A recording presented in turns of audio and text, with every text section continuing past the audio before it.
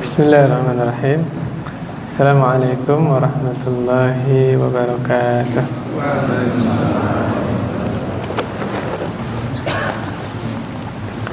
Alhamdulillah, wassalatu wassalamu ala rasulillah wa ala alihi wa ashabihi wa man tabi'ahum bi ihsanin ila yaumiddin, amma ba'd. Kita telah bacakan pada pekan yang lalu tentang ilmu Allah Subhanahu wa taala yang qadim, dan qadim di situ sifatnya alladzi huwa mausufun bihi azalan wa abadan. Ilmu Allah itu bersifat qadim, yang disifati tentang ilmu Allah itu adalah bersifat azali dan abadi. Azali itu sifatnya apa? Artinya sudah ada dari sejak zaman azali, yaitu zaman yang tidak ada permulaannya. Ini menafikan apa? Menafikan jahil atau bodoh. Dari dulu Allah sejak zaman azali ya ilmu, dan ilmu Allah meliputi segala sesuatu. Kemudian ilmu Allah bersifat abadi. Ya, abadi di sini selama-lamanya Allah berilmu, menafikan adanya lupa, ya. Wa ma kana rabbuka nasiya, ya. Mustahil Allah itu lupa. Dan Allah Maha mengetahui, meliputi keadaan seluruh makhluk. Allah mengetahui siapa saja yang berbuat ketaatan kepada Allah, dan Allah juga mengetahui siapa saja yang bermaksiat. Dan pengetahuan Allah detail, rinci. Kemudian Allah juga mengetahui tentang rizki, seluruh rizki. Bahkan Allah yang menanggung rizki seluruh makhluknya, kan. Kemudian ajal. Ajal itu apa, Pak? Batas, ya. Segala sesuatu, ya, seluruh makhluk itu punya ajal. Benda juga ada ajalnya nggak, Pak? Ada. Rumah ada ajalnya, mobil ada ajalnya, HP ada ajalnya nggak? HP ada. Segala sesuatu, ya, seluruh makhluk ada ajalnya. Inilah yang disebut apa? Al-ilmu. Jadi nanti kalau kita bicara masalah takdir ada 4, ya, tentang ilmu. Yang kedua kitabah, kitab penulisan. Yang ketiga tentang masyiah. Masyiah itu apa? Kehendak, ya, irodah atau masyiah. Nah, yang terakhir, yang keempat adalah al-khalqu, penciptaan. Segala sesuatu selain Allah adalah makhluk. Tentang al-kitabah, kita orang mukmin Ahlussunnah wal Jamaah meyakini bahwa Allah telah menulis seluruh takdir. Ya, Allah tulisnya di mana? Di Lauhul Mahfuz. Dan penulisan seluruh takdir ini sudah selesai, sudah beres. Nabi membahasakannya dengan kalimat apa? Rufi'atil aqlam, pena-pena semua sudah diangkat. Wajaffatis suhuf, lembaran-lembaran sudah kering, ya, tintanya sudah kering, berarti sudah selesai penulisan takdir. Dan ini kejadiannya kapan? 50.000 tahun sebelum Allah menciptakan langit dan bumi. Allah tegaskan, ya, fama asabal insan lam yakun liyukhti'ah. Apa-apa yang Allah takdirkan manusia itu mendapatkannya, tidak akan luput, pasti dapat, Pak.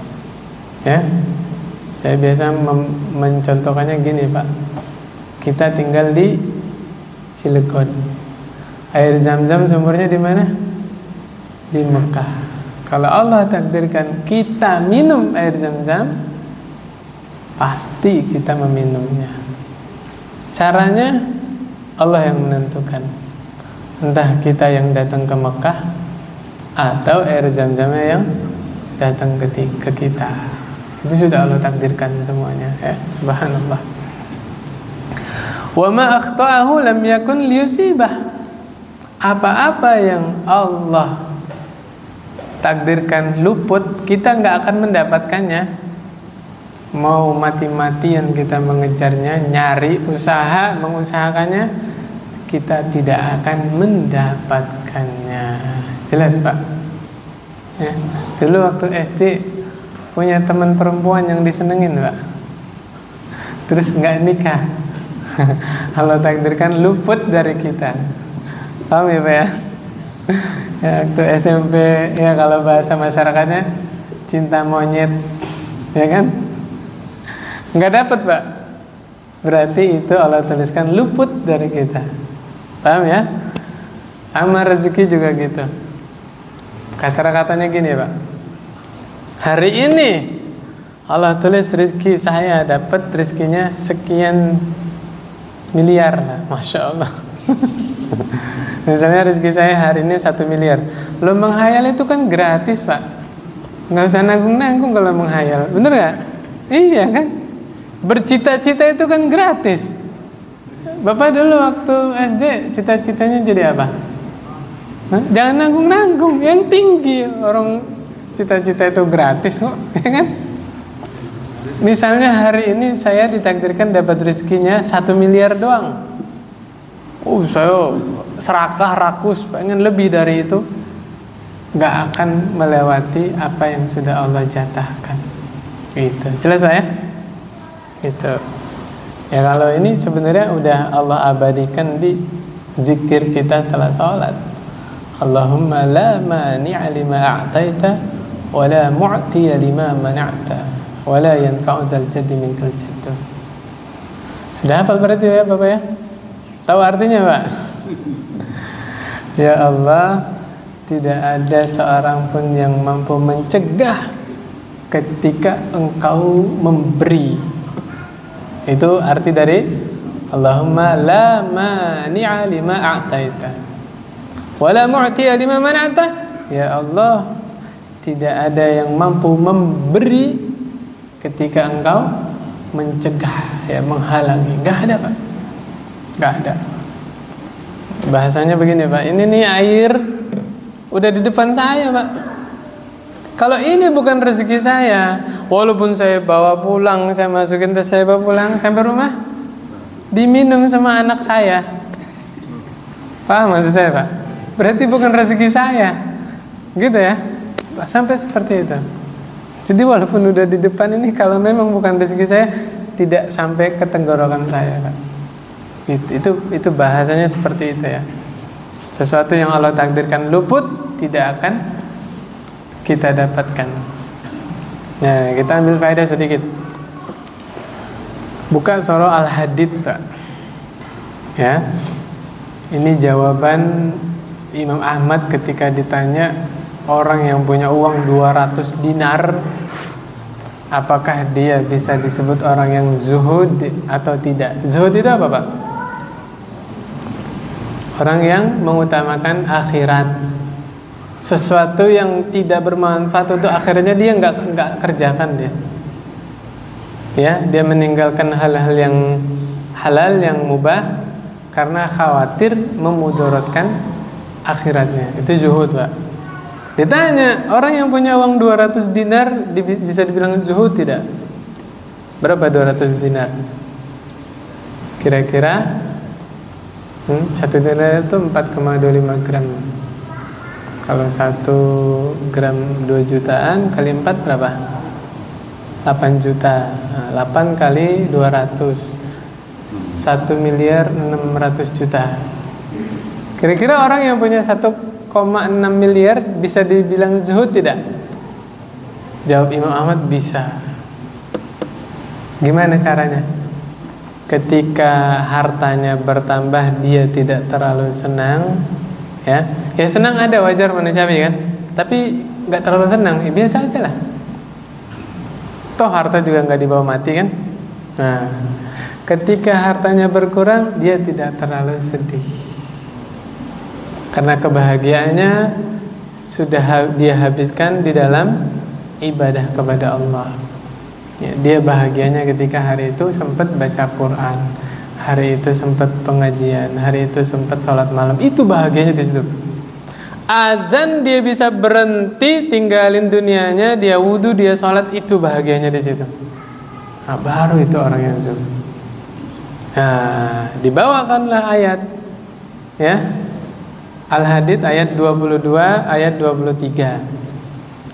Ma asaba min musibatin fil ardi wala fi anfusikum illa fi kitabim min qabli an nabra'aha. Tidaklah satu musibah pun yang Allah timpakan di atas muka bumi atau musibah yang menimpa diri kalian kecuali sudah Allah tulis di kitab sebelum Allah menciptakannya. Allah belum ciptakan manusia, belum ciptakan langit, belum ciptakan bumi, sudah Allah tentukan. Hari ini ya, tanggal sekian, jam sekian, si fulan akan dapat musibah ini. Sudah Allah tuliskan di Lauhul Mahfuz. Kapan? 50.000 tahun sebelum Allah ciptakan langit dan bumi. Inna dzalika 'ala Allah yasir. Hal yang demikian itu bagi Allah mudah, sangat mudah.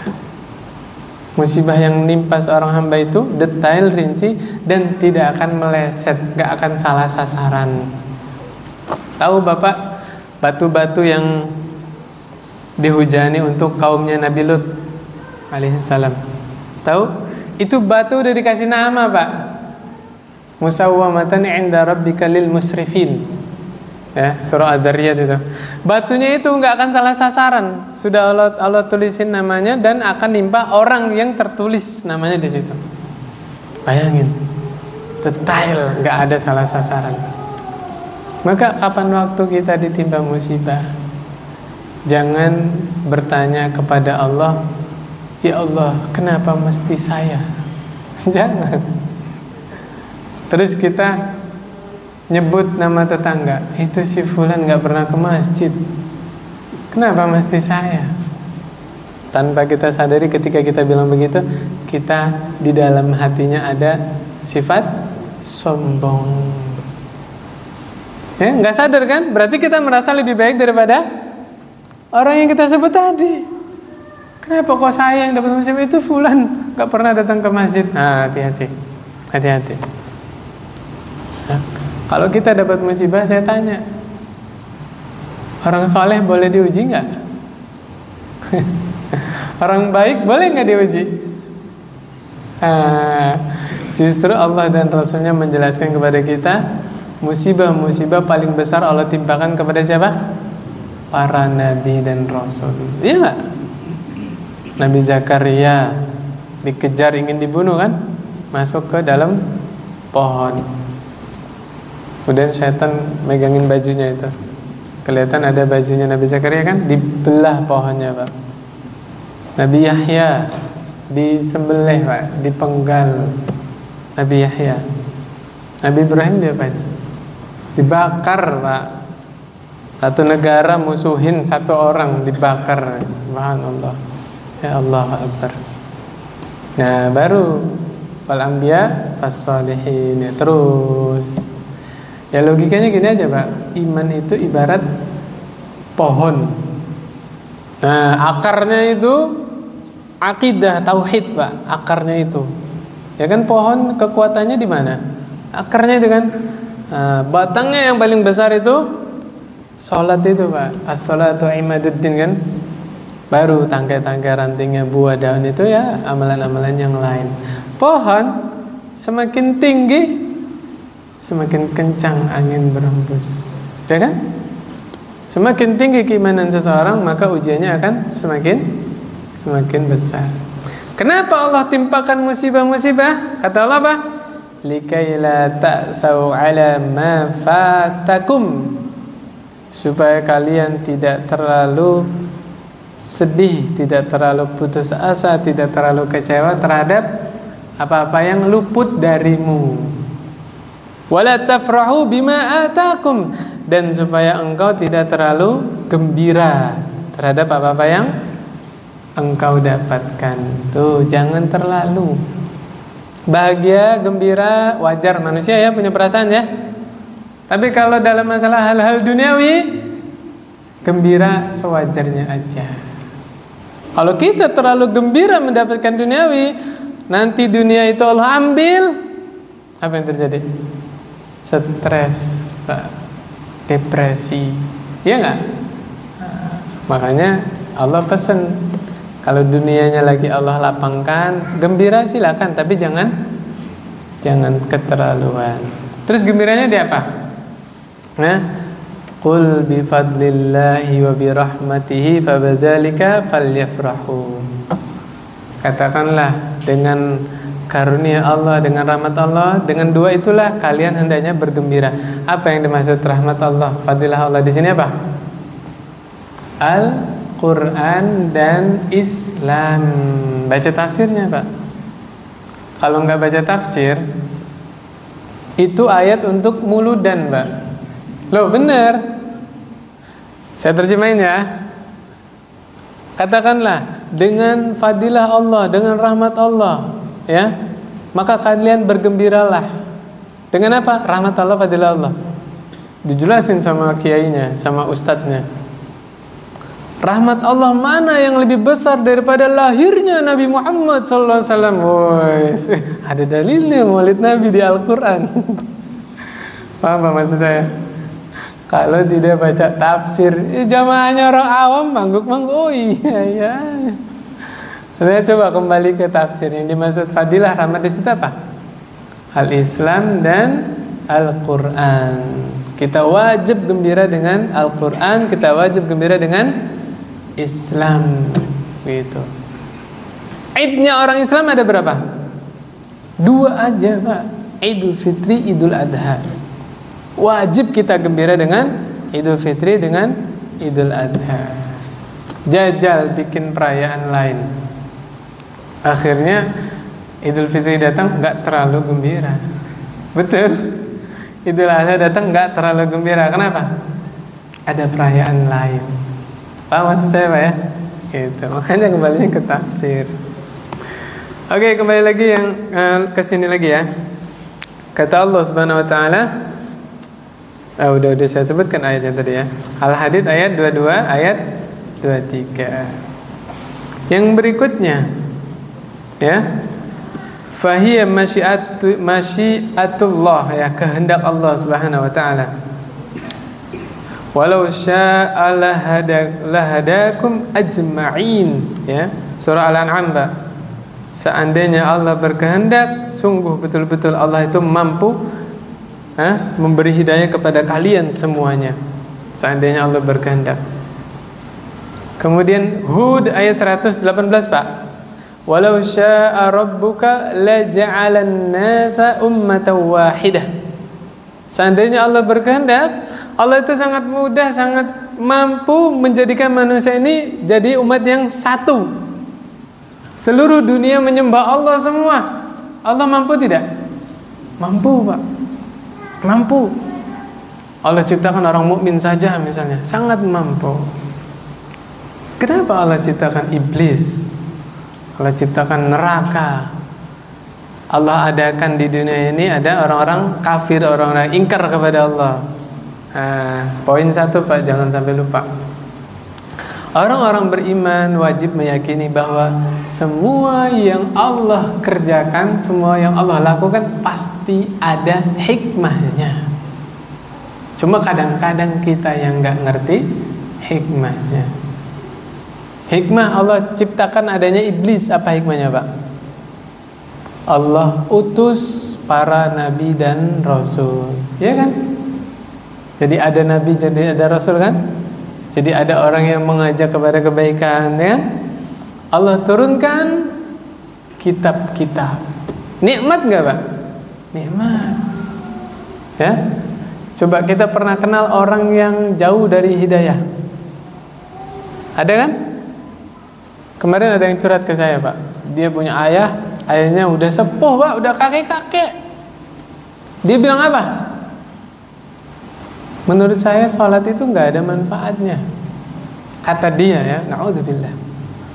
Kata dia, ya saya nanti mati ya udah jadi tulang aja, jadi tanah. Bayangin, ini keyakinan siapa ini?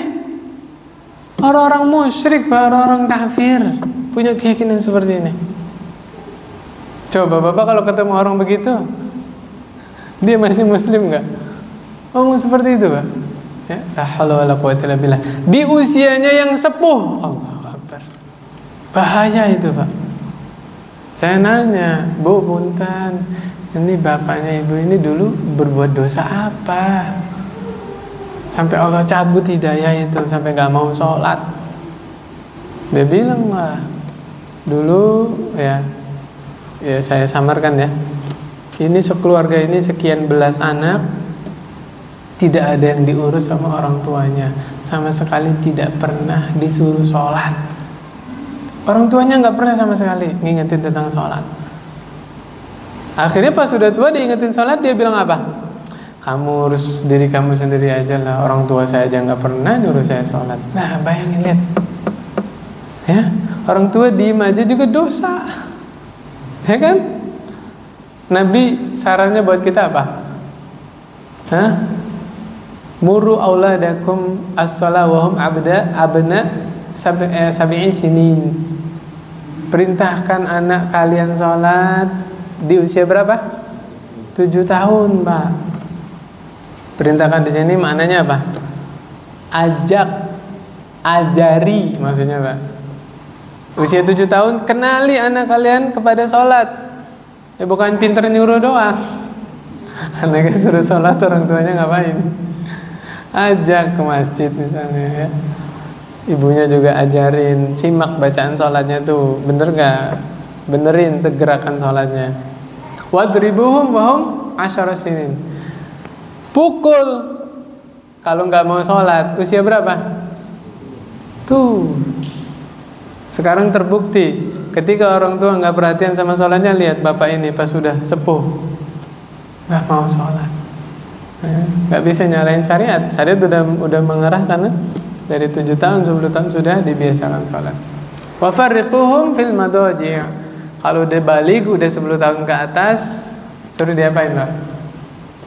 Pisahkan tempat tidur. Nah, ini kadang-kadang kurang perhatian sebagian kaum muslimin. Ini dalil jelas untuk KB, Pak. Paham nggak maksud saya? Ini dalil jelas untuk KB. Ketika syariat memerintahkan untuk memisahkan tempat tidur, kita itu diajak berpikir. Betul, banyak anak sunnah, ya enggak? Mendidik anak wajib. Nah, ini para istri boleh diskusi sama suaminya. Banyak anak sunnah, Nabi senang dengan umat yang banyak. Mendidik anak wajib. Jangan semangat bikin anaknya. Bikin anaknya semangat biar banyak. Pas sudah ada, siap nggak mendidik Bapak? Mampu tidak mendidik? Itu harus jadi pertimbangan, ya. Termasuk mengadakan tempat tidur bagi anak. Nah, kalau udah umur 10 tahun, dilatih tidurnya pisah, jangan bareng sama saudaranya. Ada kan kejadian-kejadian? Punten ini Pak ya, kakak sama adiknya, ada nggak kejadian? Nah, bisa jadi karena orang tuanya kurang memperhatikan hadis tadi. Diperhatiin, ya, belajar dipisah tidurnya. Ya idealnya pisah kamar, idealnya, ya kan? Tapi kan nggak semua orang mampu punya rumah kamarnya 5, kamar 4 kan ya? Ya kalau belum mampu mengadakan kamar, minimal apa tadi? Tempat tidurnya yang dipisah, itu, ya. Ya disiasati masalahnya yang mana. Kemudian berikutnya, ya ingat Pak, jangan lupa masyiah, kehendak Allah itu beda dengan ridho, dengan cinta. Oke? Belum tentu apa-apa yang Allah kehendaki pasti Allah cintai, belum tentu. Ya?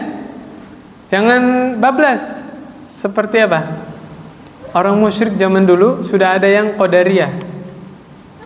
Nih, surah Al-An'am ayat 148. Ketika para nabi dan rasul membantah orang-orang musyrik zaman dulu ya, mereka bilang apa? Lau sya'allahu ma asyrakna. Seandainya Allah berkehendak, kami tidak akan berbuat syirik. Paham nggak maksudnya, Pak? Kalau bahasa kita gini, ya saya nyembah berhala ini ya qadarullah. Tuh. Gitu bahasanya ya. Nah, kalau masuk ke kaum muslimin, ya saya mencuri qadarullah, berzina qadarullah, korupsi qadarullah. Paham nggak maksudnya? Ini pemahaman Jabariyah. Ya, Jabariyah itu apa? Berdalil dengan takdir untuk membenarkan maksiat yang mereka lakukan. Sampai sini paham Pak ya? Berarti boleh nggak kita berhujah dengan takdir atas kesalahan yang kita lakukan? Nggak boleh. Salah yang aku salah, taubat, berubah, gitu kan? Oke, sudah sepakat ya? Saya kasih soal kalau sudah sepakat. Ada 2 hadis. Hadis yang pertama, Nabi Musa berdebat dengan Nabi Adam. Nabi Musa bilang, anta abuna, ya, engkau adalah bapak kami. Ya. Lawan bicaranya siapa? Nabi Adam. Nabi Musa bilang begini, wa akhrajtana minal jannah, engkau yang telah mengeluarkan kami dari surga. Pikiran kita waktu kecil ini, waktu kecil punya pemikiran apa? Coba aja Nabi Adam gak makan buah yang dilarang itu, kita semua di surga. Bener ya? Dulu waktu kecil kan Nabi Musa juga punya pemikiran seperti itu. Sehingga ketika ketemu Nabi Adam, Nabi Musa menyalahkan Nabi Adam, engkau yang telah mengeluarkan kami dari surga. Apa jawab Adam? Anta Musa, ya, engkau adalah Musa, istafakallahu bikalami, Allah memilihmu, Allah bicara langsung kepadamu. Ya, nggak semua nabi Pak Allah ajak bicara langsung. Ya, hanya beberapa nabi. Di antaranya siapa? Nabi Musa alaihissalam. Ya, wa kataba laka at-Taurah biyadihi, Allah menulis kitab Taurat dengan tangannya sendiri, dengan tangan Allah Subhanahu wa taala. Ini kalau mau merujuk, ini hadisnya riwayat Imam Ahmad di dalam musnadnya. Ya, jangan dibayangkan tangan Allah bagaimana. Hanya imani saja. Tangan Allah sempurna, berbeda dengan makhluknya. Atalumuni ala amrin qaddarahullahu alayya qabla an yakhluqani bi 40 sanah. Engkau ingin mendebat saya terhadap sesuatu yang Allah sudah takdirkan 40 tahun sebelum Allah menciptakan saya. Jadi Nabi Adam bilang, ya, saya makan buah itu qadarullah. Allah sudah catat, Allah sudah tulis, sudah takdirkan bahwa saya akan memakan buah itu. Kapan Allah nulisnya? 40 tahun sebelum Allah ciptakan Nabi Adam. Paham nggak maksudnya Pak? Nabi bilang mana tadi? Fahajja Adamu Musa. Maka Adam mengalahkan debatnya Musa. Sampai 3 kali diulangin. Adam mengalahkan Musa, Adam mengalahkan Musa. Saya tanya, itu kan ceritanya ya, soal cerita. Soalnya nih, di cerita tersebut Nabi Adam berhujjah dengan takdir atas kesalahan yang beliau lakukan. Mulai paham Pak? Tadi materi kita sebelum dibacakan hadis apa? Tidak boleh berhujjah dengan takdir atas kesalahan yang kita lakukan, gitu kan? Kalau kita berhujjah dengan takdir atas dosa yang kita lakukan, kita masuk paham siapa? Jabariyah. Sebagaimana orang musyrik di surah Al-An'am ayat 148 tadi. Lalu bagaimana dengan kisahnya Nabi Adam ini? Oke, paham gak Pak? Udah bisa jawab? Jawabnya ditulis, di-share di WA ya. Saya tambahin 1 hadis lagi. Ini hadisnya unik Pak. Satu hari Nabi SAW di suatu malam ketemu dengan Fatimah, ketemu dengan Ali. Nabi bilang kepada mereka, Allah tusollian, kenapa kalian berdua tidak sholat? Sholat malam ya. Ali radhiyallahu anhu menjawab, ya Rasulullah, anfusuna biyadillah, jiwa kami ini di tangan Allah. Fa idza syaa an yab'atsana ba'atsna. Seandainya Allah berkehendak, Allah akan membangunkan kami. Paham nggak maksudnya? Jadi Ali bilang kepada Rasulullah SAW, kami nggak salat malam, qadarullah gitu lah. Paham ya Pak ya? Dalilnya banyak ini. Surah Az-Zumar ayat 42. Bahwa roh manusia yang sedang tidur ada di mana rohnya? Di genggaman Allah. Al-Kahfi ayat 18. Ya. Wa nuqallibuhum dzatal yamini wa dzatas shimal. Siapa? Ashabul Kahfi. Allah bolak-balikkan kan? Takdir bukan? Qadarullah kan? Kehendak Allah kan? Tuh. Tapi yang menarik, Nabi tidak terima dengan hujahnya Ali, ya. Yadribu fakhizahu, sambil mukul pahanya Nabi ya. Nabi mukul pahanya, berarti kan nggak senang dengan ucapan Ali tadi kan? Sambil bawa ayat wa kanal insanu aktsara syai'in jadala. Surat apa itu? Al-Kahfi ayat 54. Ya, adalah manusia itu paling banyak membantah. Oke, udah ada dua dalil tuh ya. Dua-duanya berhujah dengan apa? Takdir. Menariknya, hadis yang kedua, Nabi tidak setuju dengan jawaban Ali. Oke? Tapi hadis yang pertama, Nabi setuju dengan jawaban Nabi Adam. Paham? Udah ada benang merahnya tuh. Titik temunya. Jadi jawabannya apa Pak? Adam kan nggak salah kan?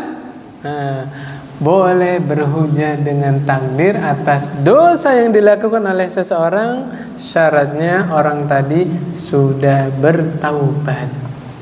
Gitu, jelas? Nabi Adam udah taubat belum? Sudah. Allah yang mengajarkan kalimat taubatnya kan? Rabbana zalamna anfusana wa illam taghfir lana wa tarhamna lanakunanna minal khasirin. Sudah taubat Nabi Adam. Orang yang udah taubat, boleh kita mencela dosa masa lalunya? Tidak boleh. Ingat wanita pezina Al-Ghamidiyah dari kabilah Ghamidi di Madinah. Ketika dilempar batu, dirajam Pak. Ya. Darahnya muncrat. Satu hadis riwayat saya baca itu muncratnya ke Umar Pak. Ya, Umar melaknat wanita ini. Berzina, kecemburuan seorang muslim, gak suka sama perbuatan mungkar, ya kan? Melaknatnya itu didasari iman, karena beliau tidak suka sama zina, ya kan? Nabi tegur, jangan engkau melaknat orang ini. Sungguh orang ini sudah bertobat. Seandainya tobatnya dibagi ke 40 penduduk Madinah, kebagian semua. Tuh, gak boleh kita mencela maksiat saudara kita di masa saudara kita sudah bertaubat. Jelas Pak ya? Gitu. Adapun Ali bin Abi Thalib, ya, besoknya masih hidup kan? Masih bisa salat malam kan? Makanya Nabi tidak setuju dengan pendapat beliau. Sambil baca ayat apa? Wa kanal insanu aktsara syai'in jadala. Adalah manusia itu paling banyak membantah. Jelas ya? Subhanallah. Ala kulli hal, yang benar adalah ya, pemahaman yang benar nih Pak. Ahlussunnah wal Jamaah memahami Allah punya kehendak, makhluk punya kehendak. Oke? Kemudian kita harus meyakini Allah mencintai orang-orang bertakwa, orang-orang muhsinin, orang-orang muqsitin. Muhsinin apa? Yang senang berbuat baik. Muqsitin, berbuat adil, tengah-tengah. Surah Al-Baqarah 195. Wahsinu innallaha yuhibbul muhsinin. At-Taubah ayat 7. Innallaha yuhibbul muttaqin. Al-Hujurat ayat 9. Wa aqsitu innallaha yuhibbul muqsitin. Jelas? Allah punya kehendak, tapi Allah mencintai orang-orang yang beriman, orang muttaqin, muhsinin, muqsitin. Kemudian Allah ridho terhadap hamba-hambanya yang beriman, beramal soleh. Oke? Dan Allah tidak ridho terhadap orang kafir. Saya ulangi ya. Allah Maha berkehendak. Apakah yang Allah kehendaki sudah pasti Allah ridho? Allah cintai? Belum tentu. Ya. Allah menghendaki ada orang-orang kafir. Allah ridho nggak sama orang kafir? Tidak. Ya. Wala yuhibbul kafirin. Allah tidak ridho terhadap orang kafir. Allah tidak cinta kepada orang kafir. Surah Ali Imran ayat 32. Fa in tawallaw fa innallaha la yuhibbul kafirin. Apabila kalian berpaling, sesungguhnya Allah itu tidak cinta terhadap orang-orang kafir. Kemudian di dalam surah Al-Bayyinah, radhiyallahu anhum wa radu'an. Ini kisahnya siapa? Para sahabat. Para sahabat ridho kepada Allah dan Allah ridho kepada para sahabat. Surah At-Taubah ayat 96, Pak. Fa innallaha la yarda 'anil qaumil fasiqin. Sesungguhnya Allah tidak ridho terhadap orang-orang fasik. Orang fasik itu siapa? Hah? Wa huwa al-khariju an ta'atillah. Orang yang keluar dari ketaatan kepada Allah. Orang mana? Fasik, Pak. Nanti fasik dibagi menjadi dua, Pak. Ada fasik yang mengeluarkan pelakunya dari Islam, ada fasik yang tidak mengeluarkan pelakunya dari Islam. Ya. Kemudian berikutnya, Allah tidak memerintahkan yang fahsya. Fahsya apa, Pak? Keji.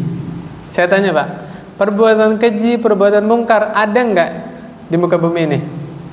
Ada kan? Ada satu kejadian yang keluar dari kehendak Allah? Tidak ada.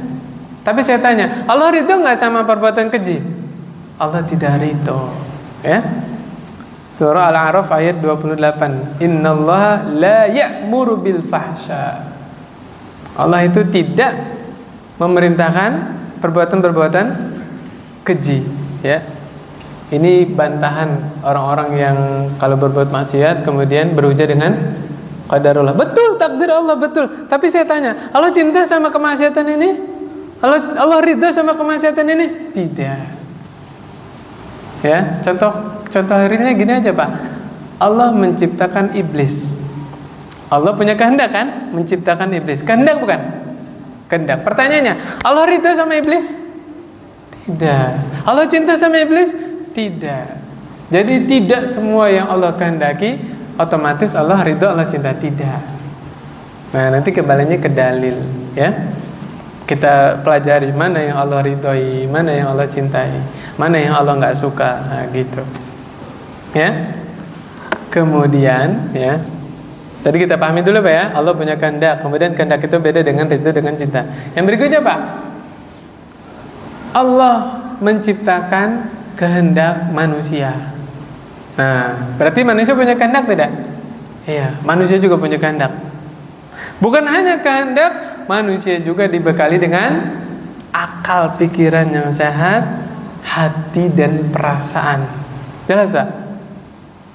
Makanya nggak bisa berhujah dengan takdir atas maksiat yang dilakukan. Ya Allah, saya mencuri, qadarullah. Tinggal dipotong tangannya. Ini juga takdir. Ya nggak sih? Orang berzina tinggal dirajam, itu takdir bukan? Takdir, ya? Orang murtad dibunuh, takdir bukan? Takdir. Tentunya yang menegakkan hukum hakim yang berlaku di negara itu, ya. Jangan salah paham. Maka tinggal ketika manusia dihadapkan dua minuman. Satu minuman yang menyegarkan. Apa, Pak, minuman yang paling segar? Hah? Kopi susu atau jus? Yang mana, Pak? Jus, ya, misalnya, ya, itu kembali ke selera masing-masing. Ada es teh, ya, macam-macam, ya. Lagi haus-hausnya minum es teh. Masya Allah, ya. Padahal es teh kurang baik untuk kesehatan. Iya, sesekali monggo, tapi jangan rutin, gitu, Pak, ya. Jangan rutin. Minum-minum manis silakan, tidak haram, tidak haram. Nanti jangan salah paham lagi. Tapi jangan jadi rutinitas, ya. Yang rutin minum air putih, Kopi sehat Pak, tapi jangan dicampur sama gula. Kalau ngopi masih pakai gula Pak? Kopi doang Pak. Kopi pahit, kopi hitam, kopi doang. Baru, mantap itu Pak. Jajal Pak. Sehat, bener Pak, sehat. Kalau mau campur ya apa namanya? Campur susu literan itu loh yang nggak ada gulanya, itu masih aman gitu ya. Oke, kembali Pak. Ini sebelahnya ada minuman yang seger, masya Allah, bervitamin ya, bernutrisi. Sebelah lagi murni racun Pak. Kita ngelihat bisa ular kobra tuh Pak, ditaruh di situ. Ya, ular kan kalau dimangapin giginya digituin kan keluar racunnya. Ngelihat dengan mata kepala sendiri Pak. Bapak milih mana? Minuman yang pertama apa yang kedua? Hah? Itu bukti manusia itu dikasih kehendak dan manusia bisa berpikir, bisa memilih. Begitulah kehidupan di dunia ini. Ada jalan-jalannya yang menghantarkan ke surga. Sudah Allah jelaskan detail lewat lisan Rasulullah kan. Sholat, pengajian, baca Quran, sedekah, silaturahim, muamalah sama manusia yang baik. Ada kan? Sebab-sebab itu kalau kita kerjakan bisa menjadi penyebab kita masuk surga. Dan ada jalan-jalan yang kalau kita langgar sudah Allah haramkan kan? Zina, judi, apalagi riba, membunuh, khamar, ya, syirik, kedukun, jimat, itu sudah Allah terangkan kan? Dan kita bisa berpikir, kita bisa memilih. Maka hamba yang berbuat hakikatnya itulah yang dipilih oleh hamba, dan hamba itulah yang akan bertanggung jawab. Jelas Pak? Gak bisa menyalahkan Allah, menyalahkan takdir. Karena Allah sudah bekali manusia punya kehendak, punya akal yang sehat, apalagi? Dan bisa memilih. Udah 4 Pak ya? Apa aja tadi Pak? Ilmu Allah meliputi segala sesuatu. Kitabah, semua penulisan takdir sudah selesai. 50.000 tahun sebelum Allah ciptakan lagi bumi di mana? Di Lauhul Mahfuz. Kemudian masyiah, kehendak Allah tadi. Allah punya kehendak, manusia juga punya kehendak ya. Yang terakhir adalah makhluk. Kita meyakini segala sesuatu selain Allah adalah makhluk. Udah selesai. Alhamdulillah beres. Cukup Pak ya? Takut Bapak mau sholat 2 rakaat, mau memperbanyak doa ya kan? Sama-sama ibadah lah ya. Subhanakallahumma bihamdika asyhadu an la ilaha illa anta astaghfiruka wa atubu ilaik.